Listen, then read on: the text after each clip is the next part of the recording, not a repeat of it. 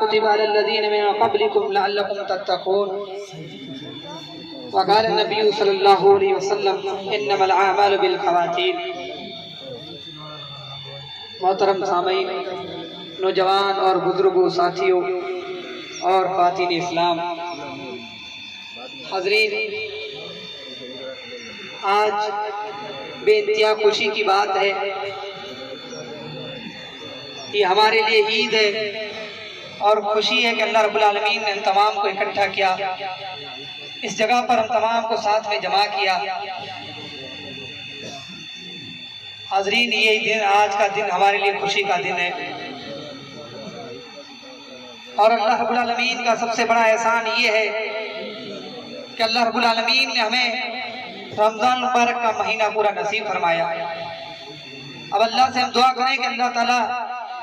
ہماری اس رمضان مبارک کے مہینے میں جو بھی ہم سے ٹوٹی پھوٹی عبادتیں ہوئی، اللہ رب العالمین اس کو قابل قبول فرمائے، اور اللہ رب العالمین سے یہ بھی دعا کرتے ہیں کہ اللہ رب العالمین آنے والا رمضان ہم تمام کو نصیب کرے، اور جس بھائی نے اس رمضان مبارک کے اندر اپنی مغفرت نہیں کرا پایا، رمضان کے روزے نہیں رکھ پایا کسی بھی سبب یا بیماری کے سبب، تو اللہ سے دعا کرے کہ اللہ تعالیٰ اس کو آنے والا رمضان کا مہینہ نصیب کرے اور اس میں اپنی مغفرت کرانے کی توفیق عطا فرمائے۔ حاضرین، میں نے آپ کے سامنے قرآن مجید کی آیت پڑھی، یا ایھا الذین آمنوا اتقوا اللہ حق تقاتہ ولا تموتن الا وانتم مسلمون، کہ ایمان والو تم اللہ سے ڈرتے رہو جیسا کہ اللہ رب العالمین کے ڈرنے کا حق ہے، ولا تموتن الا وانتم مسلمون، اور تم ہرگز موت نہ آئے تمہارے پاس اس حال میں تم مومن ہو، اللہ کے فرمانبردار بندے ہو۔ یعنی موت تمہارے پاس اس وقت آئے کہ جب تمہاری زندگی اللہ سے جڑی ہوئی ہو، جب تمہاری زندگی اللہ کی عبادت میں مشغول ہو، یہ نہ ہو کہ تمہاری عبادت، تمہاری زندگی نافرمانی میں اور معصیت میں گزر رہی ہے، بلکہ موت آئے تو اس وقت آئے کہ تمہاری زندگی اللہ کی فرما برداری میں لگی ہو، اللہ کی عبادت اور اللہ کی بندگی میں مشغول ہو، اس وقت تمہارے پاس موت آئے۔ تو حاضرین، رمضان مبارک کا مہینہ، یہ رمضان مبارک کا مہینہ ہمارے لیے کیوں آتا ہے؟ تو حاضرین، یہ رمضان مبارک کا مہینہ ہماری تربیت کرنے آتا ہے۔ کیسی تربیت؟ کہ جس طرح اس مہینے کے اندر جو تمہارے اندر شوق اور جذبہ دیکھا گیا، یہ اور ایام اور مہینوں کے اندر بھی تمہارے اندر یہ جذبہ اور شوق رہنا چاہیے، صرف اور صرف رمضان مبارک کے مہینے کے اندر نہیں، بلکہ باقی ایام، باقی جو دن ہیں ان کے اندر بھی رہنا چاہیے۔ اور رمضان مبارک کے مہینے کے بارے میں قرآن مجید کے اندر کہا گیا ایام معدودہ، یہ تو چند دن ہے، بلکہ یہ تمہاری تربیت کرنے آیا ہے کہ تمہارے بعد آنے والے یا بعد کے ایام، بعد کے جو مہینے ہیں وہ بھی اسی مہینے کی طرح گزرنی چاہیے جس طرح یہ مہینے میں ہماری مسجد معمور، ہماری مسجدیں بھری بھری سی نظر آتی ہے، تمام لوگ نیک اور متقی بن جاتے ہیں، اسی طرح پوری زندگی تمہاری بسر ہونی چاہیے۔ اور یہ رمضان کا مہینہ اس لیے آتا ہے کہ ہمارے اندر اللہ کا تقوی پیدا ہو، اس لیے کہا گیا کہ پہلی امتوں پر یہ روزے فرض کیے گئے تھے اس لیے کہ ان کے اندر اللہ کا خوف اور تقوی پیدا ہو، اور تمہارے پر اس لیے فرض کیے گئے تم اللہ سے ڈرنے والے بن جاؤ۔ اب تقوی کہتے ہیں کہ اللہ سے ڈرنا، اللہ سے ڈرنے کا مطلب صرف یہ نہیں کہ مسجد میں آ جائے اللہ سے ڈریں، لوگوں کے بیچ میں آ جائے اللہ سے ڈریں، جیسے ہی تنہائی میں چلے جائیں اللہ کا خوف ہمارے دل سے نکل جائے، ایسا نہیں۔ تقوی کہتے ہیں کہ ہم جہاں کہیں بھی رہیں، ہم اکیلے رہیں، ہم تنہائی میں رہیں، ہم لوگوں کے بیچ میں رہیں، ہم مسجد کے اندر رہیں، ہر جگہ ہمارے دل کے اندر اللہ کا خوف ہونا چاہیے۔ امیر المومنین رضی اللہ تعالیٰ عنہ نے ابی بن کعب سے پوچھا، اے ابی بن کعب، تقوی کسے کہتے ہیں؟ ایسا نہیں ہے کہ امیر المومنین کو پتہ نہیں تھا تقوی کسے کہتے ہیں، ایک علم والا دوسرے علم والے سے فائدہ اٹھانا چاہتا ہے۔ تو ابی بن کعب نے کہا کہ امیر المومنین، تنگ راستہ ہو اور اس کے دونوں طرف کانٹے دار جھاڑیاں ہو تو بتاؤ امیر المومنین اگر تمہیں وہاں سے گزرنا ہے تو تم کس طریقے سے گزرو گے؟ تو حضرت عمر فاروق رضی اللہ تعالیٰ عنہ نے جواب دیا کہ ابی بن کعب، ایک تو راستہ بھی تنگ یعنی راستہ خراب، اور اس کے دونوں طرف کانٹے دار، کانٹوں والی جھاڑیاں، تو اگر گزرنا ہے وہاں سے تو ایک ایک قدم پھونک پھونک کر چلنا پڑے گا، کہیں تکلیف نہ ہو جائے، کہیں کانٹے لگ نہ جائے۔ تو ابی بن کعب نے کہا کہ بس امیر المومنین، اے امیر المومنین، بس اسی کا نام تقوی ہے، کہ ایک ایک قدم ہمیں پھونک مار مار کر چلنا ہے. ہم کہیں بھی جائیں، کبھی بھی گناہ اور معصیت کی طرف جائیں تو ہمارے اندر اللہ کا خوف اور تقوی ہونا چاہیے. اس کا مطلب ہمارے قدم جب بھی کسی برائی کی طرف بڑھے تو ہمارے دل کے اندر اللہ کا خوف اور تقوی آنا چاہیے. اور یہ دونوں کانٹے دار جھاڑیوں سے مراد لیتے ہیں اہل علم یہ شیطان کے دو حملے. شیطان انسان کو گمراہ کرنے کے لیے دو جال بچھاتا ہے. پہلی جال شبہات کی انسان کے لیے بچھاتا ہے. تو جس کے پاس علم رہتا ہے، جو دین سیکھتے ہیں، جو اللہ کی عظمت کو جانتے ہیں، وہ شیطان کی اس جال میں نہیں پھنستے. وہ شیطان کو ذلیل و خوار کر دیتے ہیں، شکست دے دیتے ہیں. شیطان ان کے پاس آتا ہے، شیطان ایک انسان کے پاس آتا ہے، اس کو گمراہ کرنے کی کوشش کرتا ہے. پہلے تو اچھائی سے شروع کرتا ہے، کہتا ہے کہ من خلق قضا، من خلق قضا، اس کو کس نے کیا پیدا، زمین کو آسمان کو کس نے پیدا کیا. تو انسان تو یہی جواب دے گا اللہ نے. پھر آگے جا کر برائی کرتا ہے، آگے جا کر گمراہ کرنے کی کوشش کرتا ہے، کہتا ہے فمن خلق ربک. اگر ان تمام چیزوں کو اللہ رب العالمین نے پیدا کیا ہے تو پھر اللہ رب العالمین کو کس نے پیدا کیا؟ اللہ اکبر. اگر انسان پڑھا لکھا نہیں رہے گا، جس کے پاس دین کی ذرہ برابر بھی تعلیم نہیں، جو بالکل جاہل ہے، وہ سمجھے گا میرا ایمان خراب ہو گیا، میرا ایمان چلا گیا، میرے پاس میرے بارے میں، مجھے اللہ کے بارے میں ایسے ایسے عقائد ایسے سے وسوسے آ رہے ہیں. تو یہ شیطان پہلی جال بچھاتا ہے. اگر انسان پڑھا لکھا ہے تو کامیاب ہو جاتا ہے، اگر اس کے پاس ذرہ برابر علم نہیں ہے تو گمراہ ہو جائے گا. وہ سمجھے گا میں گمراہ ہو گیا، شیطان نے مجھے گمراہ کر دیا. اور دوسری جال جو شیطان بچھاتا ہے وہ شہوت کی. اللہ اکبر. اچھے اچھے لوگ، بڑی بڑی داڑھی والے لوگ بھی اس فتنے میں مبتلا ہو جاتے ہیں اور شیطان کے سامنے وہ اپنی ہمت ہار جاتے ہیں، شکست ہار جاتے ہیں. تو حضرین تقویٰ مطلب علماء اکرام کہتے ہیں، تقویٰ کہتے ہیں کہ شیطان کے دونوں حملوں سے اپنے آپ کی حفاظت کرنا، اپنے آپ کو بچانا.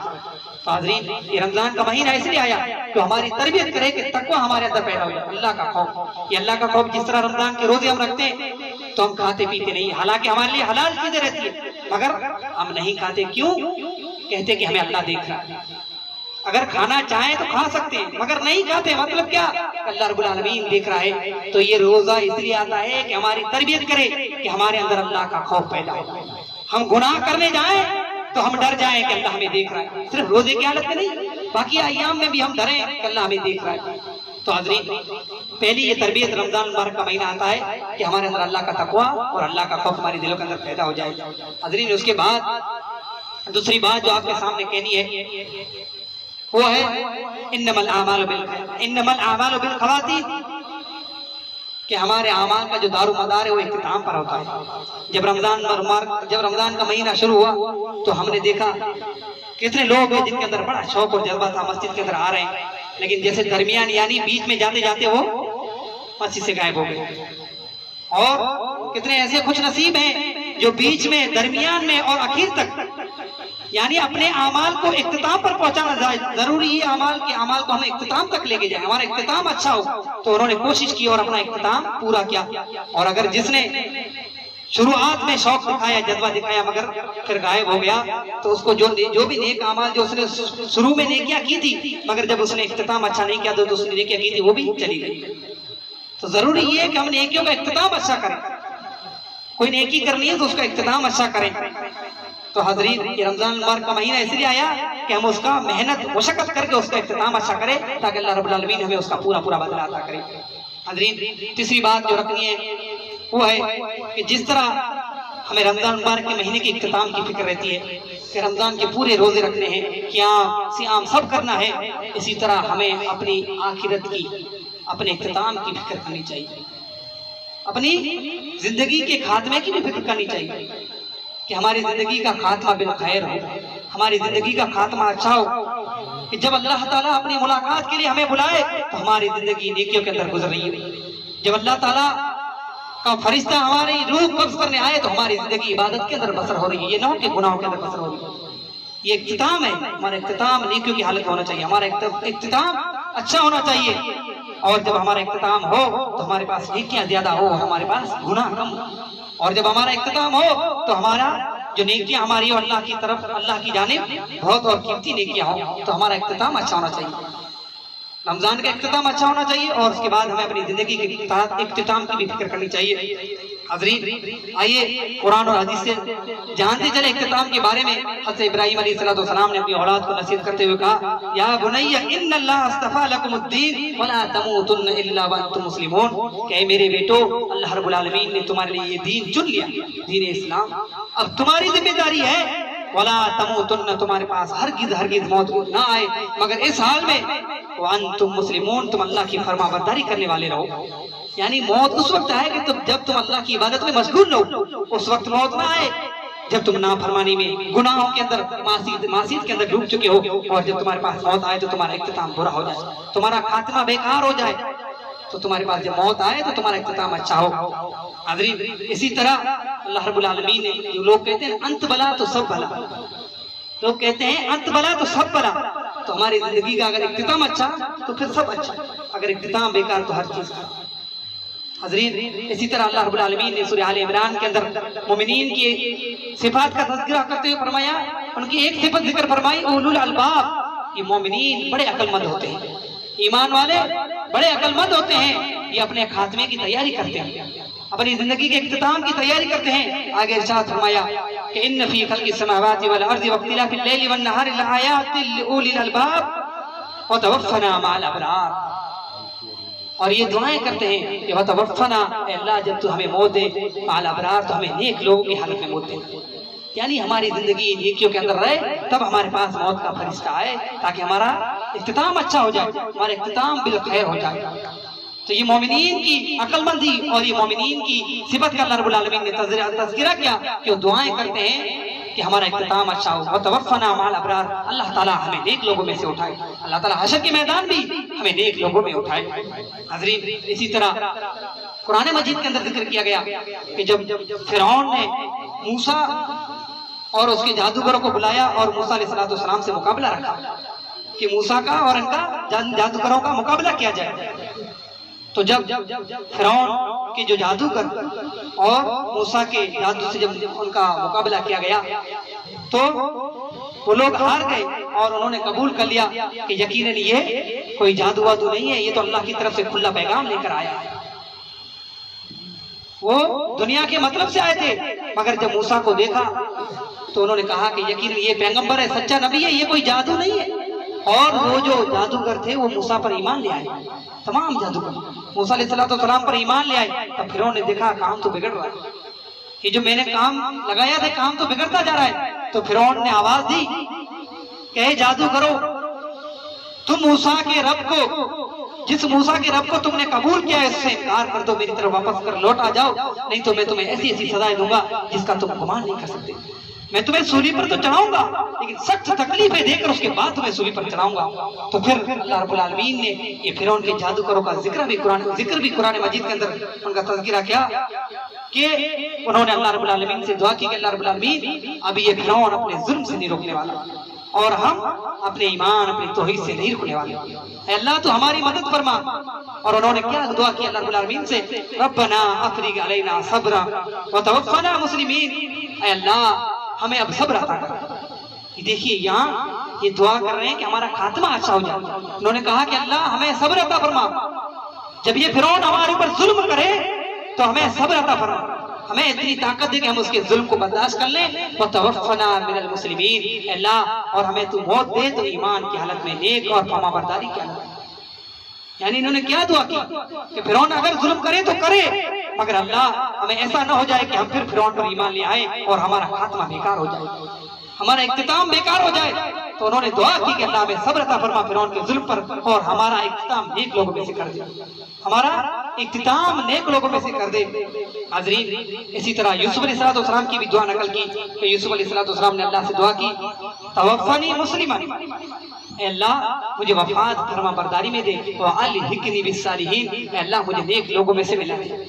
میرا شمار نیک لوگوں میں کر دے، میری موت آئے تو میری ایمان کی حالت میں، نیکیوں کی حالت میں موت آئے، یہ نہ ہو کہ میری گنہگاری کی حالت میں موت آ جائے اور میرا خاتمہ برا جائے، اور مجھے نیک لوگوں میں سے شمار کر دے۔ میرے بھائیوں یہ اللہ رب العالمین نے بار بار قرآن کے اندر اس لفظ کو کیوں دہرایا؟ ہم یہ سوچیں وَتَوَفَّنِي مِنَ الْمُسْلِمِينَ وَأَلْحِقْنِي بِالصَّالِحِينَ، یہ اللہ رب العالمین نے بار بار اس جملے کو قرآن مجید کے اندر کیوں دہرایا؟ میرے بھائیوں اللہ رب العالمین یہ بتانا چاہتا ہے کہ زندگی کا اختتام اچھا ہونا چاہیے، بھلے زندگی کے اندر اونچ بیچ ہو جائے مگر ہماری زندگی کا اختتام اچھا ہونا چاہیے، زندگی کا اختتام برا نہیں ہونا چاہیے، انت بلا تو سب بلا۔ حضرین یہ چند قرآن مجید کی آیتیں یا جو دعائیں انبیاء کرام کی میں نے آپ کے سامنے رکھی اختتام کے بارے میں، اور آئیے اب چند حدیث میں آپ کے سامنے رکھوں۔ حضرین صحیح بخاری اور مسلم کی صحیح روایت عبداللہ بن مسعود سے وہ روایت کرتے ہیں ایک شخص زندگی بھر گناہ کا کام کرتا رہتا ہے اور اس کے اور جنت کے درمیان ایک ہاتھ کی دوری رہتی ہے۔ ایک آدمی زندگی بھر نیکیوں کے کام کرتا رہتا ہے، پوری زندگی اس کی جنتیوں والی جیسی ہے، مگر جب اس کے اور جنت کے درمیان ایک ہاتھ کا فیصلہ رہتا ہے تو اللہ کا ایک حکم آتا ہے کہ وہ کسی گناہ میں مرتکب ہو جاتا ہے، کوئی بڑا گناہ کر لیتا ہے اور وہ جنت کا حقدار ہو جاتا ہے۔ یوں کہو کہ وہ لپک کر جنت میں جانا چاہتا ہے، اللہ نے لپک کر اس کو جنت میں داخل کر دیا۔ اور اس کے برعکس ایک شخص ہے، پوری زندگی گناہوں کے اندر مبتلا ہے، اس کی زندگی گناہوں کے اندر گزر رہی ہے، مگر آخر میں اللہ رب العالمین اسے توفیق دیتا ہے کہ وہ کوئی نیکی کا کام کر لیتا ہے اور وہ ایک ہاتھ جہنم میں جانے والا ہے، اسے لپک کر وہ جنت میں داخل ہو جاتا ہے۔ تو ہم سوچیں گے کہ اللہ تو ظلم کر رہا ہے، یہ تو اللہ زبردستی کر رہا ہے کہ ایک انسان پوری زندگی نیکیوں کے کام کرے، اچھے کام کرے، اور آخر میں اللہ تعالیٰ اس کو گناہ کا کام کر کے زبردستی جہنم میں ڈال دے۔ ایک انسان پوری زندگی گناہ کے کام کرے، اپنی زندگی معصیت کے اندر گزارے، اور آخر میں اللہ تعالیٰ اسے کوئی نیک کام کرا دے اور جنت میں داخل کر دے۔ یہ تو اللہ زبردستی کر رہا ہے۔ تو اہل علم لکھتے ہیں کہ اس میں بہت بڑی گہری بات ہے، اس میں اللہ رب العالمین کی بہت بڑی حکمت ہے۔ اللہ رب العالمین کسی کے ساتھ ناانصافی نہیں کرتا، اللہ رب العالمین عدل و انصاف سے کام لیتا ہے۔ اور اہل علم اور ابن رجب قیوم رحمۃ اللہ لکھتے ہیں کہ جو شخص پوری زندگی نیکیوں والے جنتیوں والے اعمال کرتا ہے، جس کے اندر آتا ہے کہ لوگوں کے درمیان بھی ایسے رہتا ہے کہ یہ جنتی ہے، اسے جنتیوں والے اعمال کرے گا، مگر ابن رجب جو رحمہ اللہ لکھتے ہیں کہ اس کے اندر اس کے دل میں کہیں نہ کہیں اللہ کے لیے نفاق رہتا ہے، اس کے دل کے اندر نفاق رہتا ہے، وہ مخلص نہیں رہتا ہے اپنے عمل کے اندر۔ لوگوں کے سامنے تو جنتیوں والے اعمال ہے، مگر اس کے دل کے اندر نفاق ہے، وہ اللہ کے ساتھ مخلص نہیں ہے، اللہ کے ساتھ جس طرح کا اس کا رشتہ ہونا چاہیے وہ گہرا رشتہ نہیں ہے، وہ اللہ کے ساتھ مخلص نہیں ہے، تو پھر اللہ رب العالمین آخر میں اس سے کوئی گناہ کا کام کر کے اس کو جہنم میں داخل کر دیتا ہے۔ اور ایک شخص ہے گناہ کا کام کرتا ہے، بظاہر تو ہمیں دکھتا ہے کہ گنہگار ہے، مگر اس کا اللہ سے تعلق سچا ہے، گناہ ہو جاتے ہیں فوراً اللہ کے دربار میں آتا ہے، روتا ہے، گر گراتا ہے، اللہ کے سامنے اپنے کو پیش کر دیتا ہے، اللہ میں مظلوم ہوں، مجھ سے گناہ ہو گئے، میری خطاؤں کو معاف فرما دے۔ مطلب وہ اللہ سے اس کا تعلق سچا ہے، وہ مخلص سے سچے دل سے توبہ کر لیتا ہے گناہ کے بعد، تو پھر اللہ رب العالمین اس پر ترس کرتا ہے، اللہ رب العالمین اس پر ترس کرتا ہے، اس کے عین آخری وقت میں جب وہ جہنم میں جانے والا رہتا ہے، ایک ہاتھ دور رہتا ہے، اللہ رب العالمین سے کوئی نیکی کراتا ہے، اس کو جنت میں داخل کر دیتا ہے۔ تو حضرین اس حدیث کی یہ وضاحت ہے۔ اور علماء اکرام لکھتے ہیں کہ جب وہ نفاق اس کے اندر آتا ہے، نفاق کا مطلب یہ کہ وہ ایمان کا دعویٰ تو کرتا ہے مگر وہ امانت میں خیانت کرتا ہے، وہ ایمان کا دعویٰ تو کرتا ہے مگر وہ سچ نہیں جھوٹ بولتا ہے، وہ ایمان کا دعویٰ تو کرتا ہے مظلوموں کا ستاتا ہے، وہ ایمان کا دعویٰ تو کرتا ہے مگر لوگوں سے لڑائیاں اور جھگڑا کرتا ہے، لوگ اس کے حسن سلوک سے برے، لوگوں کے ساتھ اچھا سلوک نہیں اس کا، تو اللہ رب العالمین پھر اس کا آخر میں اللہ رب العالمین اس سے نفاق اصغر اور نفاق اکبر، پہلے نفاق اصغر اس کو کہتے ہیں، اور اللہ رب العالمین اس کو بڑے نفاق میں ڈال دیتا ہے، اور پھر اللہ رب العالمین اس کو جہنم میں ڈال دیتا ہے۔ تو حضرین اس حدیث کی وضاحت یہ ہے کہ ہماری زندگی کا اختتام اچھا ہونا چاہیے، ہماری زندگی کا خاتمہ بالخیر ہونا چاہیے۔ حضرین اسی طرح مسند احمد ترمذی کی روایت ہے، اللہ کے نبی صلی اللہ علیہ وسلم صحابہ کے سامنے دعا کی، اللہ کے رسول صلی اللہ علیہ وسلم نے صحابہ کرام کے سامنے دعا کی، یا مقلب القلوب ثبت قلبی علی دینک، اے دلوں کے پھیرنے والے، اے دلوں کے پھیرنے والے، میرے دل کو ایمان پر دین پر ثابت قدم رکھو۔ تو صحابہ نے کہا کہ اللہ کے رسول ہم آپ پر ایمان لائے، آپ کی تعلیمات پر ایمان لائے، کیا اس کے باوجود بھی ہمارے دل پھیر دیے جائیں گے؟ تو اللہ کے رسول صلی اللہ علیہ وسلم نے فرمایا کہ ہمارے جو دل ہیں وہ رحمان کی دو انگلیوں کے بیچ میں ہیں، ہمارے دل رحمان کی دو انگلیوں کے بیچ میں ہیں، وہ جب چاہے ہمارے دلوں کو پھیر سکتا ہے، وہ جب چاہے ہمیں گناہوں کے اندر ملوث کر سکتا ہے، وہ جب چاہے ہماری دلوں کو پھیر سکتا ہے۔ تو حضرین ضرورت اس کی ہے کہ ہم اپنی زندگی کا اختتام اچھا کریں، ہماری زندگی کا اختتام تب ہو کہ ہم اپنی زندگی کے اندر نیک اعمال میں ہوں، ہم فرما برداری کر رہے ہوں تب اس وقت ہمارے پاس موت آئے۔ حاضرین، اسی طرح ہمیں اپنے انجام کے لیے اللہ سے دعائیں کرنی چاہیے اور اپنے حسن خاتمے کے لیے اللہ سے دعا کرنی چاہیے۔ اب لوگ کہتے ہیں کہ سجدے کی حالت میں موت آئی تو یہ اچھی موت کی علامت ہے، روزے کی حالت میں موت آئی تو یہ اچھی موت کی علامت ہے، میدان جنگ میں لڑائی کرتے کرتے شہید ہو گیا تو یہ اچھی موت کی علامت ہے۔ میری بھائیو، ہو سکتی ہے اچھی علامت ہے، ہم امید کریں، مگر ضروری نہیں ہے کہ وہ اچھی ہی علامت ہو، کیونکہ ایک انسان ہوتا ہے، ایک انسان بظاہر تو اللہ والا دکھتا ہے، متقی پریوار دکھتا ہے، پرہیزگار دکھتا ہے، مگر آخر میں اللہ تعالیٰ اس سے وہ نعمت کو چھین لیتا ہے اور اس کا خاتمہ برا کر دیتا ہے۔ بظاہر ہمیں دکھتا ہے اس کی موت اچھی ہوئی، مگر اس کا تعلق اللہ کے ساتھ اچھا نہیں رہتا۔ آئیے اس کے سامنے اس کے اوپر ایک دلیل، ایک حدیث میں آپ کے سامنے رکھوں۔ حضرین، ایک صحابی میدان جنگ میں بڑی جوان مردی اور بڑی جوان بازی سے لڑ رہا ہے، تو ایک صحابی نے کہا کہ اللہ کے رسول، آج ہم تمام مسلمانوں میں سے سب سے زیادہ جوان بازی اور مردہ بازی سے اگر کوئی لڑ رہا ہے تو صرف یہی لڑ رہا ہے۔ تو اللہ کے رسول صلی اللہ علیہ وسلم نے فرمایا، وہ من اہل النار، یہ ابھی جہنمی میں سے ہونے والا ہے۔ کیا فرمایا اللہ کے رسول؟ وہ من اہل النار، یہ ابھی جہنمیوں میں سے ہونے والا ہے۔ اب کوئی میدان جنگ میں کافروں سے لڑتے لڑتے شہید ہو جائے تو ہمیں تو یہی ہوگا،